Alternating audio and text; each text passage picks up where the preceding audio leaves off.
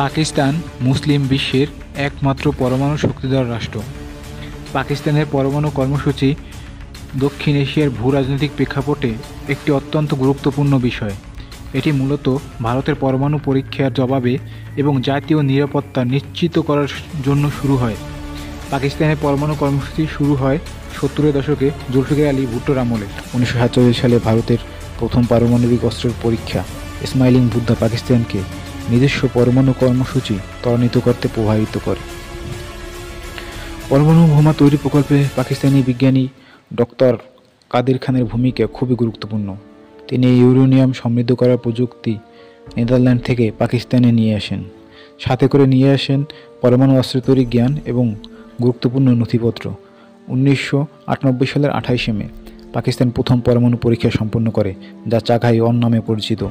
এটি পাকিস্তানকে বিশ্বের 7ম শক্তিধর রাষ্ট্রে পরিণত করে। পাকিস্তানের পরমাণু কর্মসূচিতে ভারতের ঘুম হারাম হয়ে যায়, সাথে ইসরায়েলেরও। ইসরায়েল ও ভারত তাদের শত শত গুপ্তচর নিয়োগ করে পাকিস্তানের পরমাণু কর্মসূচি আটকে দেওয়ার জন্য। ইসরায়েল পাকিস্তানের কর্মসূচিকে তাদের অস্তিত্বের জন্য হুমকি মনে করে। ইসরায়েলের গোয়েন্দা সংস্থা মোসাদ 1980 দশকে পাকিস্তানের পরমাণু স্থাপনা ধ্বংসের পরিকল্পনা করে।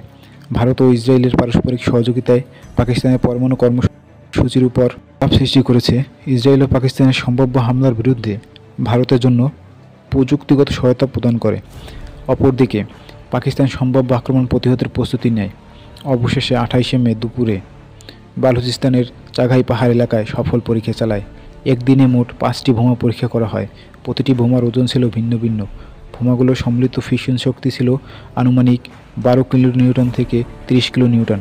পাকিস্তানের এই পরমাণু পরীক্ষা মুসলিম বিশ্বের গর্ব এবং দক্ষিণ এশিয়ার শক্তি ভারসাম্যে গুরুত্বপূর্ণ পরিবর্তন ঘটায়।